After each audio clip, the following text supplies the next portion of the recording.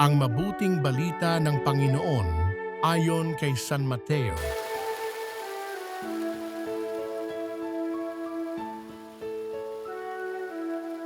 Noong panahong iyon, sinabi ni Jesus sa kanyang mga alagad, "Kung magkasala sa iyo ang kapatid mo, puntahan mo siya at kausapin ng sarilinan.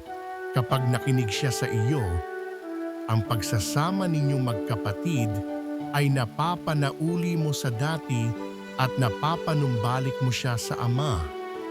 Ngunit kung hindi siya makinig sa iyo, magsama ka pa ng isa o dalawang tao upang ang lahat ng pinag-usapan ninyo ay mapatunayan ng dalawa o tatlong saksi.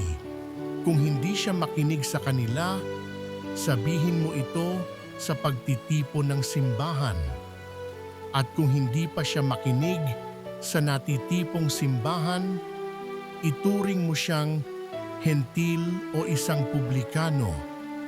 Sinasabi ko sa inyo, anumang ipagbawal ninyo sa lupa ay ipagbabawal sa langit, at anumang ipahintulot ninyo sa lupa ay ipahihintulot sa langit.